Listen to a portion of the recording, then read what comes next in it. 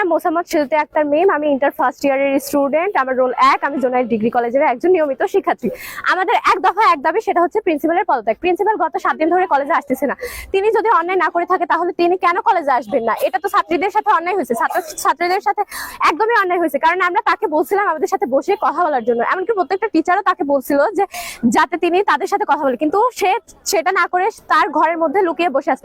সে কেন করছে? সে যদি কোনো অন্যায় না করে থাকেন, প্রিন্সিপাল নবীন বরণের টাকা নিয়ে তিনি সেই টাকা আত্মসাৎ করেছেন। এমনকি কোনো দরিদ্র পরিবারের সন্তান যদি তার বেতন দিতে লেট করে তাহলে তাকে তিনি পরীক্ষার হল থেকে বের করে দেন। এটা কি? দ্বিতীয় বর্ষের ছাত্রী।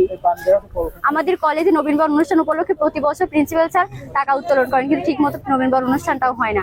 আমাদের সায়েন্স ল্যাবের জন্য অনেক সরঞ্জাম কেনার জন্য প্রতি বছর অর্থ বরাদ্দ থাকে, কিন্তু সেই অর্থ অনুযায়ী ল্যাবটাই শুধু নামে আছে, কিন্তু সেখানে কোনো সরঞ্জামাদি নেই। লাইব্রেরিতে নতুন বইয়ের পরিমাণ তো খুবই কম, সেখানে বসার ব্যবস্থা তো নেই বললেই চলে। আর শ্রেণীকক্ষে যদি কথা বলি, সেখানে তো প্রয়োজনীয় শিক্ষা সরঞ্জামাদি নেই।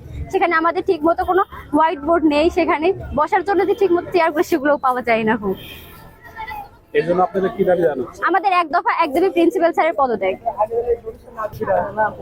আসসালামু আলাইকুম, আমি হচ্ছে জোনাইল ডিগ্রি কলেজের ফার্স্ট ইয়ারের ছাত্র। আমাদের দাবি হচ্ছে আমাদের প্রিন্সিপালের পদত্যাগ। আমাদের অনেক টাকা তারা আত্মসাৎ করে খেয়ে মানে বাসাতে লুকিয়ে বসে আছে। এটা স্যারের কথা না, এটা আমরা ছাত্র মুক্তি।